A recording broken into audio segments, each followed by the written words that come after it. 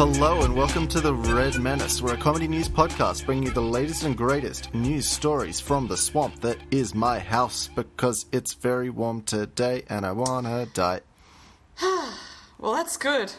That's a good energy to start the podcast off with, That's a great energy to start a podcast on. Well, as you know, I'm always very swampy in my house. That is true. Because I live in the tropics. So that's my life. Samesies, we match. Oh my god! Oh my god, we should get friendship bracelets. Yeah, we should. We're totally in a relatable experience right now. Are you still on fire over there? Yeah, on and off. And by that I mean always on a little bit. Yeah, okay. Sure, Yesterday was real smoky. Today's not as bad. And, we'll see what the future holds. Yeah. It's rained a bit recently. That's very exciting, genuinely. Well, that is quite exciting. Do you want to talk about this newly released piece of cinematic masterpiece, Doolittle? Do I want to talk about this? Now, I haven't watched it, as you know. I have also not watched it, but you brought to my attention, I think it was you. I did bring to your attention something that was brought to my attention about the film. Just this one very specific scene that has made me so very interested in watching it. Now, to preface, from what I know, this scene wasn't originally in the film, and they had to do reshoots to include this scene. Yes, because it was really critical. They did some test screenings, and the audiences were like, "We need it in there. It's not good enough without it." Essentially, what happens in this scene is Robert Downey Jr., who is able to talk to animals in the Dr. Dolittle cinematic universe, he reaches his hand inside a dragon's butthole. Because there is a bagpipe lodged in the dragon's butthole. There's no need to beat around the bush, Alison. RDJ fists a dragon. He sure does. In a family movie. In this PG, mild themes and mild violence, which is a stretch, for the dragon, literally. That's some quite strong themes. It's quite a stretch, literally. Yeah, look. Although I don't know how big dragon buttholes are, so it might not be. I don't know. I've never seen one personally. I guess we're going to have to watch this movie to find out this incredibly scientific information. Now, I don't know if I'm willing to go to the cinema to see it. I will see how bored I get. You need to be really bored to go to the cinema to see Doolittle.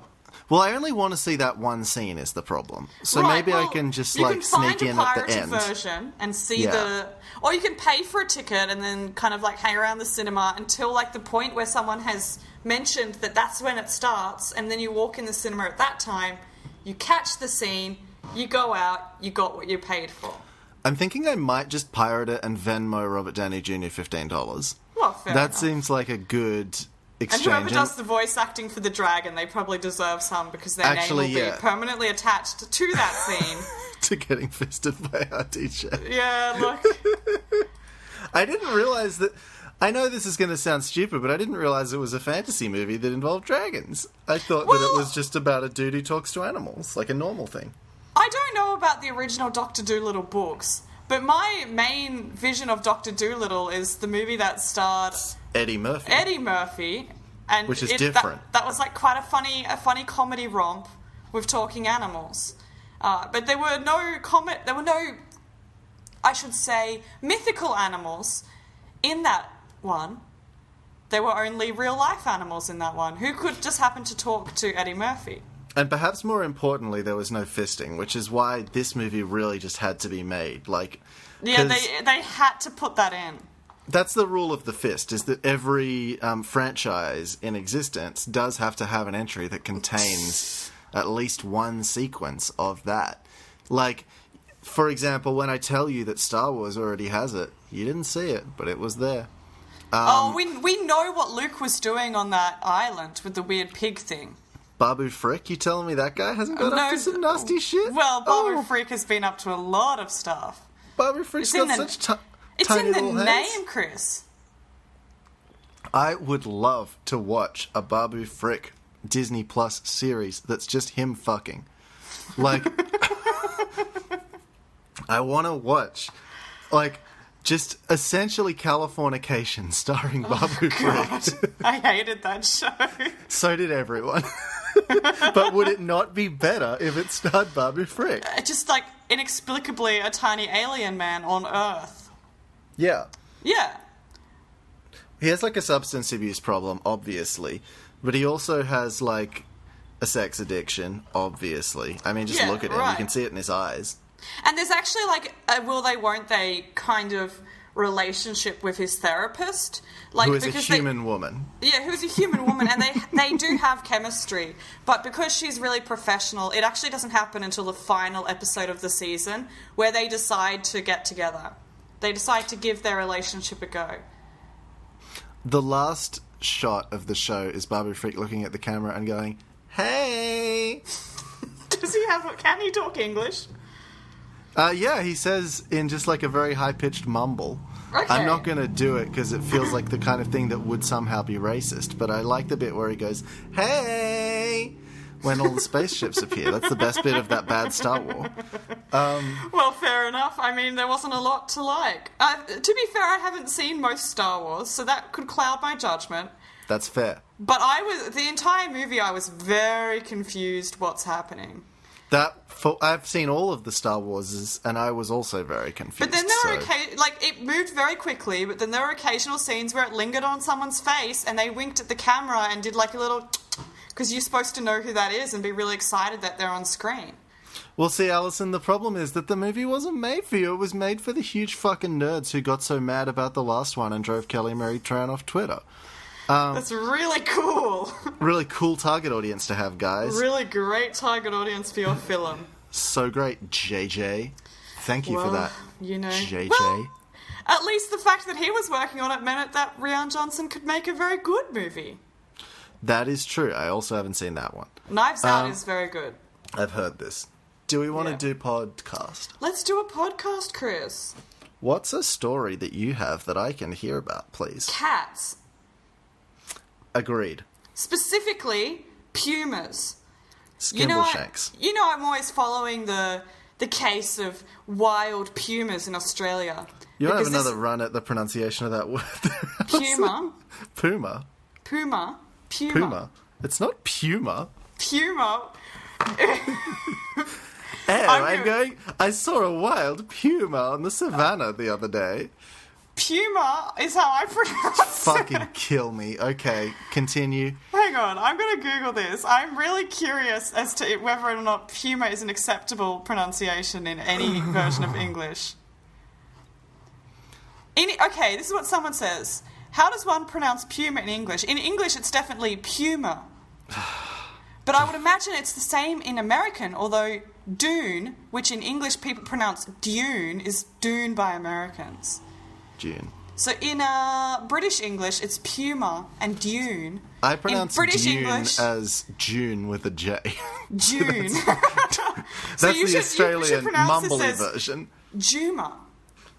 That sounds bad. It does sound bad. Let's continue about pumas. Yeah, pumas or puma or whatever you want. Puma sounds bad though. Wow, you're very scatological. It's like puma is like poo humour. Yeah, that's what the word that's a is. well we've never dipped into it all ever, Alison. We've never done puma on this show, so I'm going to keep pronouncing it puma. Anyway, this is from the ABC, I think this is a first for the ABC to dip into puma. The puma universe in Australia. I haven't Pumaverse. seen these kind of stories on the ABC, so we know. This is a very, very, very legit story. It must be. So this is from ABC Newcastle, and it said, second sighting of puma-sized cat prompts another DPI investigation. And this is by Giselle Wakatama.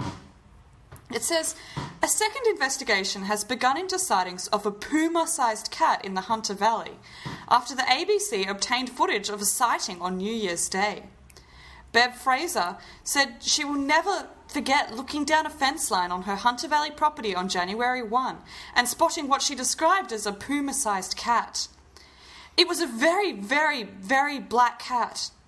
And it was just a very big, very, very, very black cat, and obviously a cat, Miss Fraser said. It was too large to be an overgrown domestic cat, just a 50-kilo sort of animal sitting on my fence post. Now, Okay. There is a video of the sighting included, and it's just a cat sitting on a fence post, and... I've seen some chunky cats. Like, they're not... I can't tell how big the cat is from the video, because there's no, like, You need them to indication hold of how... up, like, a coin for scale or something Right, like that. or, like, measure the fence post. Or show Because another cat. It could be a small fence post and a normal-sized cat, you know, like... Or I don't know. It could be a huge fence post and a really huge cat. Yeah, it could be, like, a dinosaur sitting on that fence post and a huge fence post. We don't know. But it is a cat sitting on a fence post. Miss Fraser, who lives on the outskirts of Maitland in New South Wales, said she had not been able to get closer to the animal than about 120 metres before the animal sensed she was there, and that she could only zoom in so much to get an in-focus image. She said the cat's size could be determined in relation to the sturdy fence post on which it was sitting. That's true, Miss Fraser, but why haven't you measured the fence post for this story? I am taken by this idea that this is the same puma that has migrated from Armidale and Tamworthville all the way down to Maitland, and it's going to continue coming southeast, because it knows that we're onto it and it wants to shut us down. It wants to shut down our operation. It's looked up my IP address specifically, and it's coming for me. Well, look, the puma knows it can't cross the ocean. And I think it also knows that I'm the one who uploads the episodes. Right, so they know that if they stop you, they can stop the show from going out. I'd have to upload it myself. They've figured out that I'm the only one who has the password for the Podbean account. So the Puma knows that if it kills me, it gets access. Absolutely. But from what I'm aware of, pumas are actually like a brown colour, right? They're not black.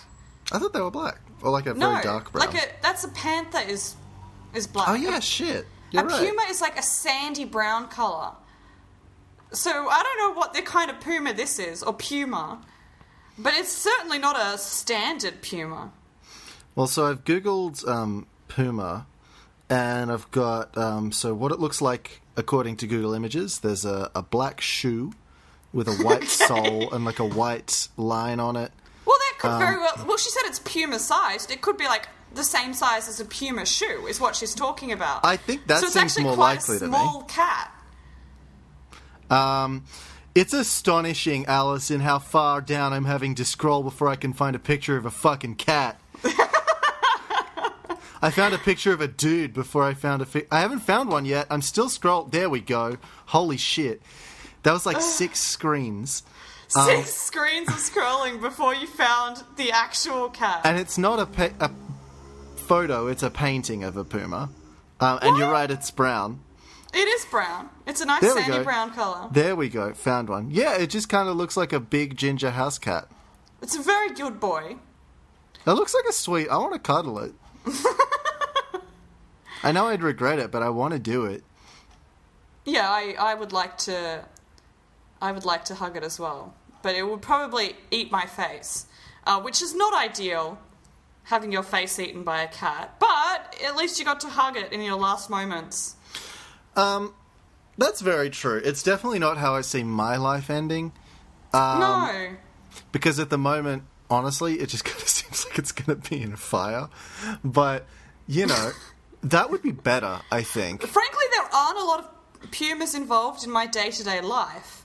So I can't really say, you know, that I expect to be eaten by a puma. But if I were eaten by a puma, I probably wouldn't be disappointed. Now that I know that the puma is coming for me, what I'm going to do is... Because I've got to... I can't just... Like, I'm going to lose. I'm going to die. I know that. But I want to at least give the puma a good fight.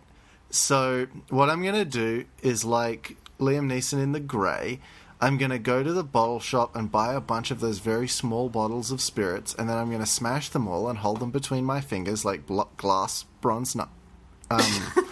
knuckles, glass knuckles. And then I'm going to fight the puma, and I'm going to lose, but he's going to get a few little scratches on him in the process. Well, and that's the greatest victory. I mean, at least you got in a good fight, and the puma will respect you for fighting back, you know.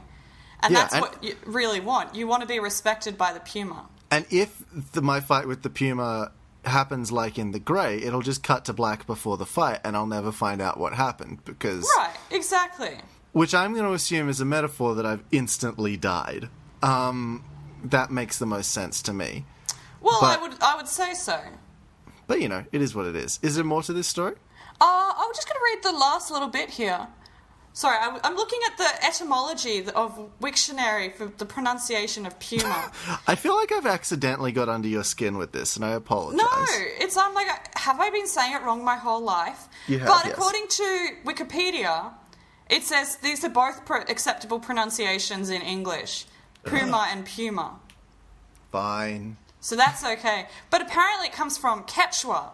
And I'm like, how would it be pronounced in Quechua? So I don't know.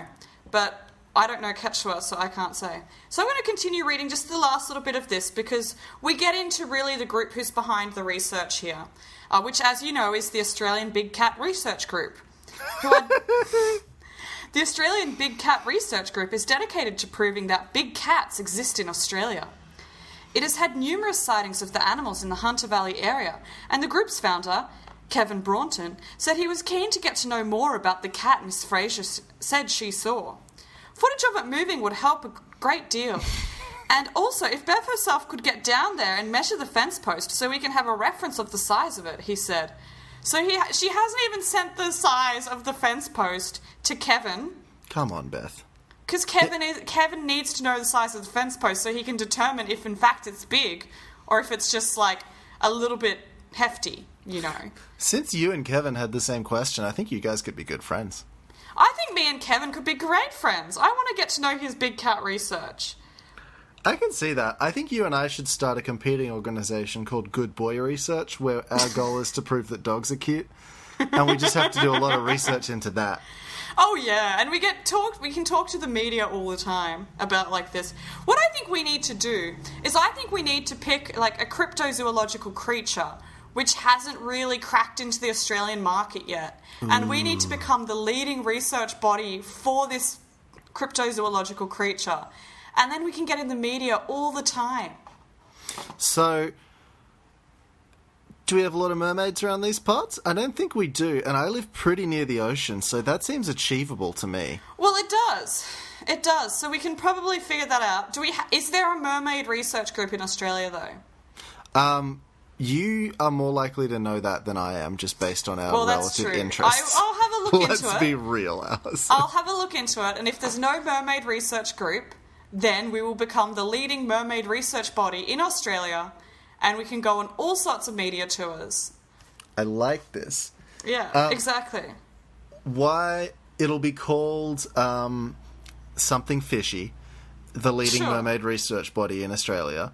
And we're going to posit the theory that our mermaids are bottom half legs, top half fish. Right, exactly, and that's what people have been getting wrong the whole time. Yeah, just a real Frankensteinian horror. Is that they are looking for top half human, bottom half fish, but I think they've got that it wrong. When Disney does their live action The Little Mermaid movie, I think they're going to be fucking cowards and give them fish tails when they 100%. really should be giving them fish heads. I think that would be better. And fish are like, they're running on the bottom of the ocean with like their faces pointing upwards because they've got a fish head. You know, and it's a hard way to live when it's your not face practical. is constantly pointing upwards, but you know, it's doable. And also because the fish do float, which means that the legs are virtually useless. And they give very little propulsion, so they move extremely slowly. Well, actually, there's a good market there to sell flippers to these fish, so that to these mermaids, I suppose, so that they can swim with their fish buddies. You know how in The Little Mermaid the plot is that she can't talk because of the curse or whatever, and the man is like super into that because men are trash. Yeah. I like the idea that in our version, she can't talk because she has a fish head that's just been made to look like a human head. So if she tried to talk, it would just be like... Yeah, exactly. And she's actually not really used to being able to see what's in front of her. She's only used to being able to see above her. She keeps tripping over because she can see things. It's super confusing. Yeah, it's really weird. Like, she can't see the sky anymore, so that means she can't balance. Exactly. But I'm just going to finish off this story with, like, the second sighting. Because ABC is going into a lot of detail on this. And look, we're not a detail-oriented podcast. Absolutely not. Look, there's a second sighting of the big cat. It said, details of Miss Fraser's sighting have prompted a man to come forward with a second and separate sighting of a puma-sized cat around 30 kilometres from her place. Chris O'Neill saw a cat the size of a puma last Thursday as he drove home from dinner. He spoke to DPI investigators today, and they said they would do a site visit tomorrow to look for paw prints or scratch marks in the morning. Mr. O'Neill said it was a sighting he would never forget. A black, feline, cat-like creature was kind of running under or near a truck, and it was the same size as the wheel, Mr. O'Neill said. So it was a very big creature, and its movement was cat-like, but it certainly wasn't a domestic cat. Meanwhile, a second man has told the ABC his brother saw a puma-sized cat leaping into the river last year within a few hundred metres from Mr. O'Neill's sighting. I don't know if it's the way you're saying it or if it's the content, but do you get the sense that these guys are real horny for this cat? Well, I don't know. The first one, the way they always talk about it's like it's elegant movements and it's rich black They do, actually, fur. you're right. And I'm like, you guys are getting nasty with this cat, or They you're thinking about really it. are attracted to this cat. You're right. They do talk about how slender and how elegant and sleek its body muscular is. form. They talk about its cat abs. Its muscular form dived down from the fence and landed elegantly in front of me. His sleek black form And then slinked away into the grass. Then I spied it. His spiked, barbed feline penis. Because cat's penises are spiked. Oh dear! No, look, there's a lot of puma sightings lately. At least they've been downgraded from panthers. So they're true. slowly decreasing in size. Eventually what we will be seeing is just standard cat. Just and like that a will cat. be in the news, yeah. Just a standard cat. That would be a great news story. I saw a cat.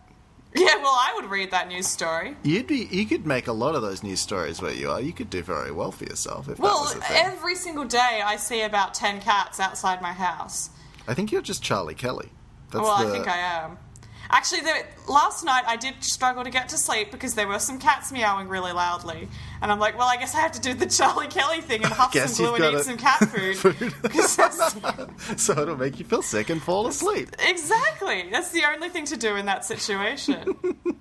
And don't go to the bathroom, Alison, because the kids from The Shining will be there. And it'll yikes. be very scary. Yeah, I will not go to the bathroom. No. That's all there is to this story. Just some more pumas are around. So watch your back. They're after you. I'm scared. So here's an interesting story. This one was from last week, but I think it's still quite good. Okay, that's good. So this is from 7 News, written by Alex Chapman. This is a story from the US. Florida man wakes up to find thief sucking his toes in brazen and bizarre break-in. I'm sorry? You heard me correctly, Alison. Oh, that has to be some kind of assault. Oh yeah, 100%. That's like I don't know if it's a sexual assault, but it's definitely a physical one. Yeah, I would classify it as some kind of sexual assault, perhaps. It definitely sucks. Yeah, it's definitely not ideal. No. A Florida man reportedly awoke to a burglar sucking on his toes. The bizarre and brazen break-in took place on Christmas Eve in Bradenton. The startled homeowner then asked what he was doing, who said he was there to suck toes. The Bradenton Herald reported, citing an incident report from the local sheriff's office. Police say a fight broke out and the suspect attempted to grab the man's genitals. So that's less fun. Jesus Christ. Like, imagine you wake up in this situation, you're like, excuse me, what are you doing? Oh, I'm here to suck toes. Yeah, you don't say. I do like that as a kind of a declaration of intent, and I think we could expand that to other crimes. Like, if I'm going to steal something from someone, I'm going to wake in and they'll be like, what are you doing? And I'm like, I'm here to take all your shit. Like, sure. Can we just get this over with? It's very honest. He's like, look, I'm here to suck toes, and that's what he's doing. But it's still not ideal. No. So the victim managed to get the man out of his home, who then allegedly broke a window and the victim's car windshield in rage, because he was not allowed to suck on toes. Police, including sniffer dogs, are yet to track down the suspect. According to the local outlet, DNA swabs of the man's saliva were taken from his toes. The case remains open and under investigation. Christ on a bicycle. Yeah, so, at the same time, that would be like the worst possible way to find out you had that fetish. Yeah. To find out you were into it. I don't know if that's a better or worse scenario. No, I think they're both like, ugh. Yeah. What a weird situation. What a, Right? like, frankly, weird thing to do. But also, it's like, don't suck people's toes without their consent. No, Just that's like very throwing true. that out there for our audience, because I feel like Don't do anything without people's consent, but like especially toe sucking. just simply like, yeah, you know, if that's what you want to do, if you want to sneak into people's house in the night and suck their toes, perhaps arrange that. You Get know, them to sign like a waiver or something. yeah, say like, look, my fetish is sneaking into people's house and sucking their toes. If I snuck into your house tonight and sucked your toes while you're asleep, would that be okay? And they might be like, okay, why not? I can think of at least one person I know off the top of my head who would be down for that. So, like, I don't think this would be that hard to set up. No, but, like, I mean, he got pretty close to the guy. Oh, yeah. He's obviously a very good burglar. It's He's just that he's just got to change his game. He's just got to go into taking stuff. And he's applying his skill setting correctly. Exactly. He's very good at getting into the house and being quiet. He's just got to start taking things instead. Instead of sucking toes, he just needs to, like, put PlayStations in a bag and run away. Yeah, Or, that's generally what if people you- do when they're burglaring, and if- I can get behind that. if you need, like, a middle ground, I guess he can lick the PlayStation and then just leave it there. Or maybe he can, like, pick up the PlayStation in his mouth or something like that. There's only, like... Sure. I get Absolutely. that compromise is important in life. He can go into the guy's fridge and lick his foods and then put them Yeah. back. Like, that might be a fun way. Or, you know, just take his shoes or his dirty socks. Like, anything like that, okay, do that instead. Like, that's a better thing than what you're doing. I think that's a particularly gross prank, is just to go into someone's house and just kind of lick everything. Like, At that point, you're essentially a dog. that's very... Shit. Okay. I think I'm just taken by the idea of very small-scale pranks. Like Sure. shaving about a millimetre or two off the sole of someone's shoe, but only one of their shoes. So that they're slightly unbalanced. Or what you do, not even take the sole off. You just get a sander and you sand down the rubber so it's like really slippery, the shoes. Yes, So when I they love walk that. and it's raining, they're like slipping a lot. I want to go through someone's kitchen and just put little bits of sand everywhere. Just like a little bit. So much that like you'll notice, but like you'll be like, Oh, yeah. how did all this sand get in my Just house? sprinkle the sand in their bed. Well, I mean, that's very good. Put a little bit of milk in their bed. I'm sorry. Just a little bit of milk. Well, don't do that to me, I won't. firstly. Secondly, okay, you can do that if you wish, I suppose. Maybe try soy milk if you want to be good for the environment. Smart. I like that. Bit of almond milk in their bed. Do you have another story for me, Alison? Look, I've got lots of animal stories this week. I think it's kind of fitting that we started with Dr. Dolittle. Yeah. Because, look, there are a lot of animal stories that have come in my radar, I should say. So I'm just picking which one I want to go with. Do we want to go with good animal or bad animal? Bad animal. Yeah, no good boys? I'm in a bad zone today, so I feel like we Okay. need a bad animal. Well, this is one that was sent to me by a new intern called Mike, Whoa. so thank you very much. This is a show from, well, not a show. This is an article from the UK, from metro.co.uk. Frankly, this animal could be good or bad depending on your perspective. Interesting. But this is about a crow named George. And it says, crow named George vandalises windscreen wipers of 20 cars. Interesting. This is by Jen Mills. Look, I when I read this story, do you remember when we read the story about the cockatoo who was ripping bird spikes off? Yeah, the freedom fighter cockatoo. The freedom fighter. Like, I got similar anarchist freedom fighter vibes from this crow, you know. This crow is sick and tired of humans not giving a shit about the environment and driving everywhere. I get and that. he wants to make cars undrivable. And he's doing what he can do by ripping the windscreen wipers off. So, if I was a cat, I would just go around car to car and slash people's tyres. well, yeah, why not? I mean, that means you are like an environmentalist, anarchist, freedom fighter who's trying to make the world a better place. And that's what I get from this crow. That's what George is, you know, like they're saying vandalism. Sure, it's vandalism. But is it really bad vandalism?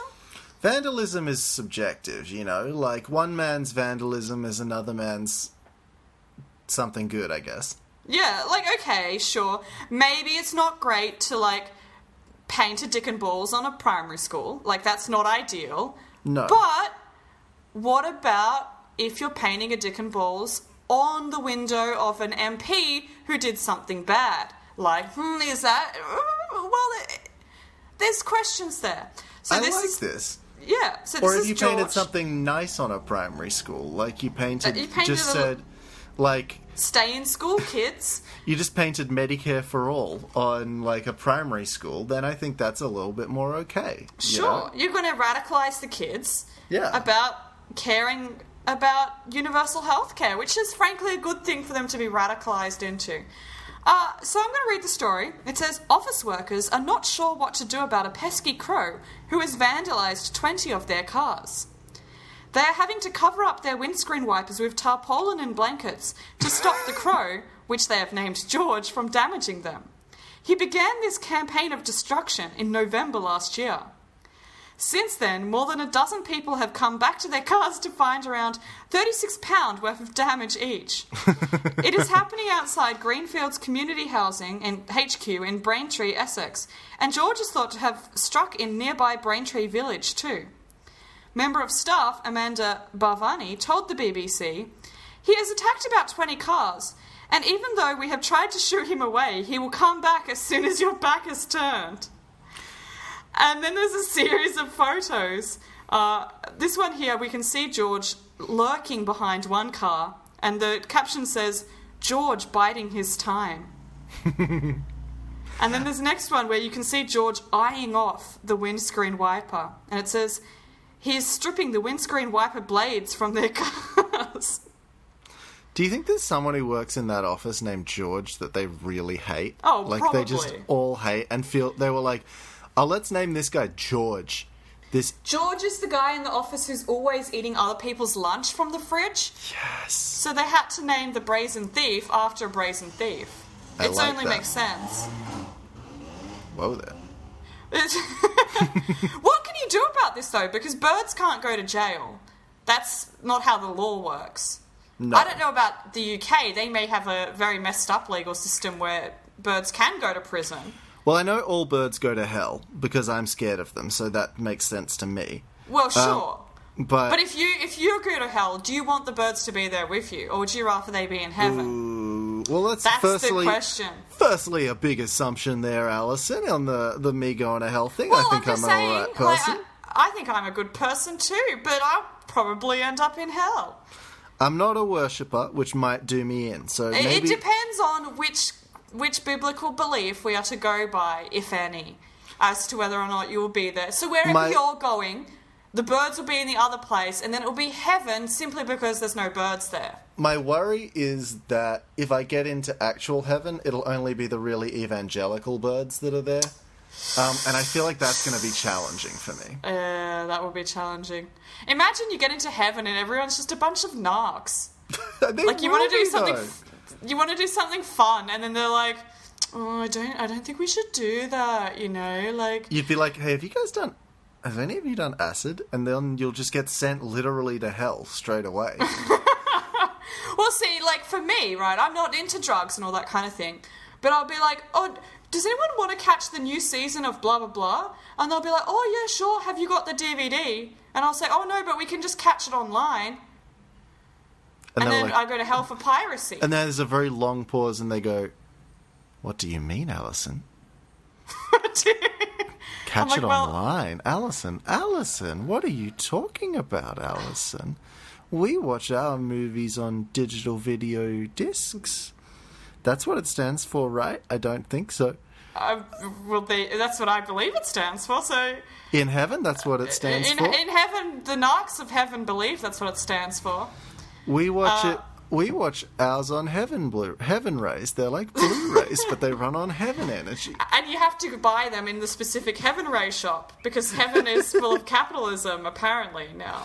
Yeah, no, it's just Heaven's just a big sanity store. It's actually like a big theme park. It's like Disney World, but everything's about 10 times more expensive than Disney World, and you only get a certain amount of Heaven bucks when you ascend.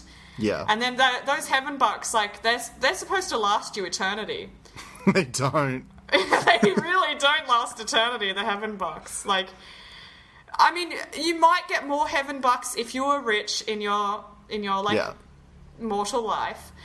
If you run out of Heaven bucks, then you have a couple of options. You can go to hell where everything's free, but everything's not good. You can also create a startup tech company, and that's a way to ascend. Jesus Christ. You go in there and, like, you need more Heaven bucks, so you make, like, an app in heaven so you can track your daily, like, activity in heaven. Yeah, so we're going to make Heaven... Or like a virtual wallet for Heaven bucks. We're going to make Heaven Fitbit or something, and we're going to make a lot of Heaven bucks off it. Exactly. And that's how you can get some more. But if you run out of Heaven bucks entirely, you can go to hell. Yeah. Which is what the shopkeepers will tell you in the moment. Yeah, You'll say, "I don't have any Heaven bucks," and they'll say, "Go to hell." Exactly, and you will go to hell. That's when where they say go to hell. That's where that phrase comes from. Exactly. Actually. Well, it has to have come from somewhere. It's precisely where it came from. Came from the capitalists in heaven saying go to hell if you don't have enough money to pay. And here's a secret. Hell's kind of a party because everything there's shitty, but, like, there's literally infinite substances, so you can kind of just be in whatever state of non-consciousness you want to be. The thing is, at that point, right, you've got your eternal life. You can't die. So despite having your head ripped off, physically, you're still walking around as, like, a headless body. And, like, your head is somewhere, and you're just, like, whatever. So you can see out your eyes wherever your head is, and your body's wandering around. It's like... You know, there's a lot of people that are just, like, dismembered completely, but they're all still alive. Well, I mean, you are being endlessly tortured, but you also have an endless supply of vodka, so you can kind of dull it down with that pretty easily. Like, it's not... You've just got to prepare, you know? And when all your limbs are ripped off limb by limb, it's like, well, now that it's a little bit more convenient... Because you can have one hand washing the dishes, like in the sink, while the rest of you is just walking around somewhere. Oh, Alison, I'm not going to bother washing my dishes. I'm just going to throw the dishes into the lava pits and go and into get the more hellfire. plates. Yeah. Well, that's a very good point. Because you don't need to care about the environment in hell. hell. I'm already in hell. Like, why do you think I wash my dishes now? It's not to keep my apartment clean. It's because I want to go to heaven. That's the only reason to do it. Let's get back to this bird, though. Oh, yeah, that's right. Who will probably be not getting very many heaven bucks when he goes to heaven. No. It says, we're looking for long-term solution just to deter George. We want to keep him and his friends here, but this is becoming a bit of a problem. The office has installed 2 owl figures on top of its office roof and fitted a hawk-shaped kite named Chesney hawk, in the middle of its car park. I love that they name everything. It's a delight. Well, this to office me. loves naming things. It's hoped the bird figures will deter George from ripping off any more windscreen wipers. Because, crows will just be embarrassed about doing vandalism in front of the really cool hawks. Like, the hawk will be like, oh, you're only ripping off windscreen wipers? You fucking baby. Dude. Like, I'm out here eating live creatures and you're ripping off windshield wipers, you nerd. You're too scared of the little rabbits to catch them. Little baby. Little fucking hawks dork. are just bullies. That's why. And hawks have this voice for some reason. It's not a bully voice, but it's the one I've chosen. This is just how they always talk. Oh, you fucking nerd. Oh, you stupid little baby. You're still doing baby pranks. Dweeb, you can't even get any feather gel. Like, you don't even have the fashions. And oh my god. We all know that all crows are emo. So the crow is just, trying not to cry because his eyeliner will run. And... Well, that's okay, because it'll just blend in with the black feathers, so no one will know. But he will know that his eyeliner has run. True. And he'll go home and he'll listen to My Chemical Romance, which is a very good band. And they are doing a tour in the UK soon, so I hope George can go and see them. Whereas the hawk goes home and puts on, Nickelback and fucks. Because that's... that's what the hawk's life is. Look, the hawk peaked in high school. But, he will... He is hot, though. That's the problem. Well, that's exactly the problem. Like, no one's ever Lots gonna... of girls, they encounter him on Tinder, and they're like, he looks like an absolute douchebag. But a one-time thing? But, one time? Yeah. I'll do that. Maybe one time. I'm not giving him my real number, though. He'll never find love. But he will find an endless supply of unsatisfying casual sex. And that is his want in life. None of the girls will give him their real number. No. Because they don't want him to contact them. They might contact him if they're feeling up to it, but also, they don't want him to know I can't who stress. they really are. I can't stress this enough. He's not good. No, He's not giving. He's not caring. Very little pillow talk afterwards, or nest talk, I guess. Sure, yeah. Yeah, that's just... They can... These poor hawk women can do better, alas. They can do better. There's better hawks out there that aren't bullying crows in a car park. But I also don't begrudge them for having a try, No. Everything once. Yeah, you've got to give it a go. I mean, they're just open to experimentation, I suppose. Yeah. Birds are nasty. That's what we've learned here today. Birds are nasty. Fuck. I bumped my microphone. Oh, dear. Look, the thing is, I've still got 2 more bad animal stories and 1 more good animal story. Do you want to just do... Because I don't have a lot more. Do you want to just power through more animal content? We can make this the animal power hour. Well, we've spoken about Dr. Dolittle, so we've got to get into this bad animal business. So. This is another one from the ABC, and this is about a wombat who is causing trouble in his neighbourhood. Okay. It says, rogue wombat, Mr. Bat, relocated to Cradle Mountain after pestering Longford residents. This is by Georgie Burgess. Look, basically the picture that we've got here is we've got a security camera footage in which you can see a black cat, which is not puma-sized, it's standard cat-sized. Cat-sized. And the wombat entering someone's home. It says... Photo, a wombat has been entering Longford residents' home for about 12 months. Breaking and entering, this boy is. It says, authorities have removed a rogue wombat from a Tasmanian suburb following 12 months of home invasions in which it terrorised residents by entering their houses through cat flaps. Also, how big are these people's cat flaps? Holy shit. Wombats are quite hefty boys. They're not small. They have to have pretty big cat... Well, actually, no, because here's the thing. They made their cat flaps the size of a puma, because essentially they're cats. That makes sense. They want the pumas to come in. So what do you think this wombat is doing when it comes inside? I'm not sure. Is it just, eating the food? Is it having a nap? Is it eating the cushions? Well, it's doing all 3 of those things, Chris. Yes. The animal also reportedly made a bed out of cushions. Oh, that's so feasted sweet. on cat food. Fair enough. Tunnelled under fences and dug out gardens at homes in Longford in the state's north. if I came home and I saw a wombat sleeping in a cushion nest in my house, I would never let it leave. yeah, right? I would leave the door open so it could come in all the time. Well, I kind of get these people's fear, because wombats are very cute, but they're also very scary, because, first of all, they can't be killed. They're immortal. They're indestructible. Immortal Yeah. and indestructible. Yeah, it's not ideal. It's basically what you'd get if you turned a tank into an animal, is a wombat. Sure. But somehow it moves faster. Yeah, and it's very cute. But also very cute. It was like a cute tank that was living and fuzzy. It's a creature that looks like it should be about 10 times smaller than it actually is. Yeah, it looks like if you just got a mouse and you zoomed in really far in Photoshop and then pressed export, and then you what you did, but you warped it so its face was flat and it had no tail. And then also, there you go. the weird thing about it is that its weight, it doesn't increase like the normal way. It cubes itself over and over and over again, so it's the densest creature alive. And it conveniently does cubed poo. Yes. For those of you Americans who are listening who Well, might not know about wombats' cubed poo. Well, that's just because of the, like, fucking factory of machinery it's got inside Right, itself, because it's exactly. got so much packed in there.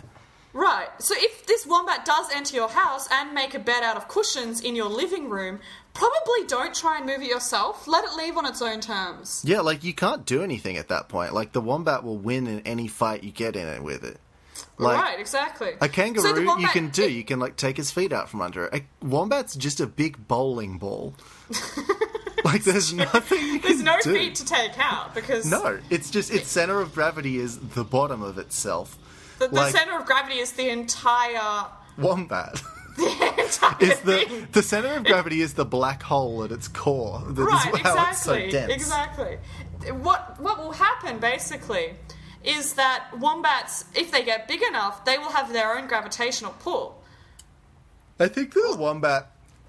So what you're actually suggesting is a Katamari Damacy situation starring a wombat, where the wombat, if you know what I'm talking about. I don't, but sure. So, Katamari, it's a PlayStation 2 video game in which you play as a small man, an alien, who rolls around and then gathers more and more stuff attached to him and gets bigger and bigger and can pick up more and more bigger stuff until he's Okay, like yeah. picking up just a giant ball of destruction, picking up buildings and things. And I think a wombat could be that. Sure. Basically what you're getting at is the game Crazy Aquarium, where you eat increasingly smaller fish, like increasingly bigger fish until you are like the size of the screen and can devour anything. Alison, I'm just going to put it out there that I think Katamari came before Crazy Aquarium, and that maybe It probably did. maybe Crazy Aquarium's just taken a little bit of influence from my beautiful I would Katamaris. say probably, yeah. I would say probably. Crazy Aquarium was inspired by another game. It's not an original. The name creation. Crazy Aquarium gave it away for me. There was one of the games that came default on the computer with alongside games like Zuma and Peggle. Your That was Crazy computer came Aquarium. with Peggle on it? That's awesome. Yeah. Shit. Not the one that I've got now, but it came with like all the PopCap games. That's very good. Yeah. The previous computer I had. It was very good. Hey, anyway, I'm Apple? going to keep reading about this wombat. Apple, I'm not buying another MacBook until it comes with Peggle And Zuma. And Zuma. Crazy Aquarium. and Katamari. Just straight up put the real version on. The Northern Midlands councillor Matthew Brooks said while the wombat has made a pest of itself, residents were mostly worried for the creature's welfare. That's what they're saying. Oh, allegedly. They're Allegedly. They're terrified. They're actually narcs. They're narcs. They're terrified for themselves. Ugh. They're just like, actually, I'm not even scared of the wombat. Like, I'm just worried for the wombat, My wife didn't believe me when I said we might have a rogue wombat running around the neighbourhood, Mr. Brooks told Helen Shield on ABC Radio Hobart. You get some weird and wonderful problems to solve when you're on council. Mr. Brooks said the male wombat, named Mr. Bat by fellow resident Bev McGee, came out after dark. It's been going through people's cat and dog flaps. Residents have said they've been asleep and heard rustling noises, and they've been greeted by a wombat coming up their passage. Oh. Brooks said the wombat was living in council pipes during the day and visiting residents' yards at night. Oh. Mr. Brooks said his well-manicured lawn was a favourite snack of Mr. Bat's. Fair enough. It didn't bother me at all. We just didn't want him to get run over. That was the main concern of all the residents at Longford. Yeah, bullshit. They were worried they were going to get murdered by this wombat in their sleep. What kind of sound do you think a wombat makes? I know what sound a koala makes. It sounds like Satan. It does, but I don't know about a wombat. I feel like a wombat would just be like... like...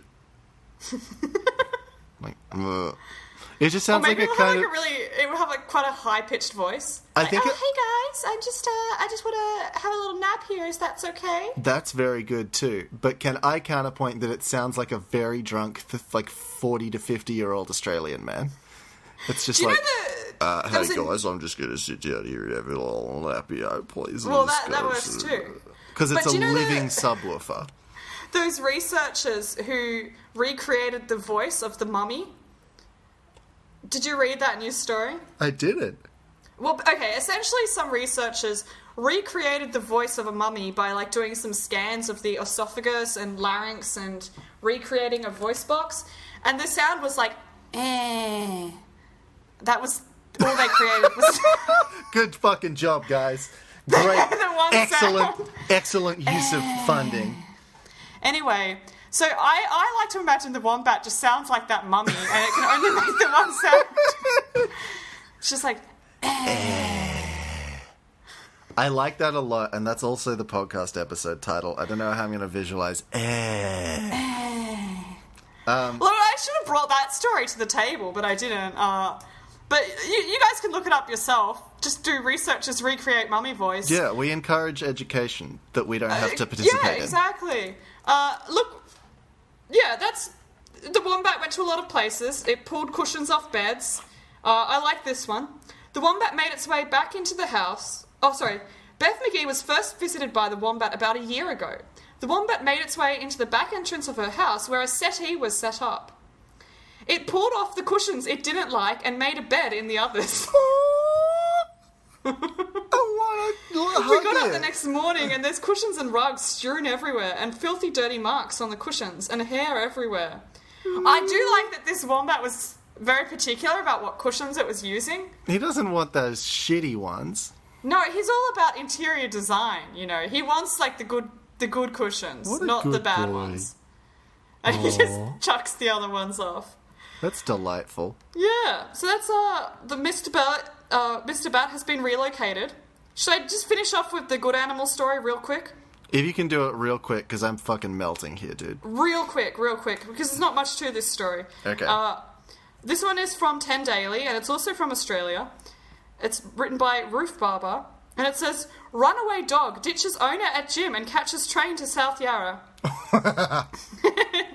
An adventurous golden retriever has delighted commuters on Tuesday morning after he wandered off from his owner and caught a train bound for the city.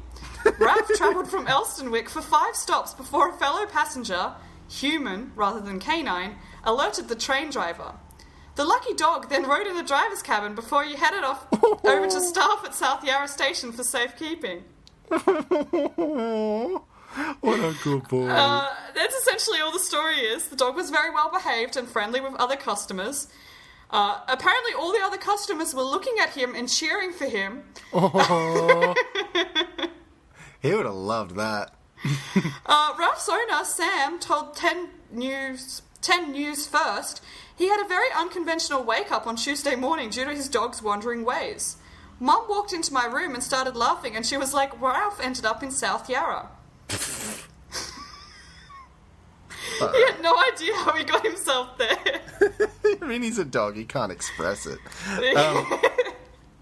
All right, let's... He's a numtot dog. He's into that public transit, and for that, we respect him. So, good on you. Let's wrap up. Absolutely. Thank you, everybody, for listening. You can follow us on Twitter or Instagram at RedMenacecast, and please do, and we will try very hard not to accidentally block you because we're being doxxed by Habbo Hotel. We will try not to block you. You can find us on Facebook at The Red Menace Podcast. You can find our merchandise at tpublic.com. I have not made the updated Pikachu Guevara t-shirt yet because I forgot. and I'll do it at some point. I mean, that's a fair enough excuse. It'll be up eventually. It'll be up when I do it. It took me about 6 months of reminding myself to make a collage, so, like, that's the time frame we're working with here. We're working at that's fair enough. We're working in Chris years.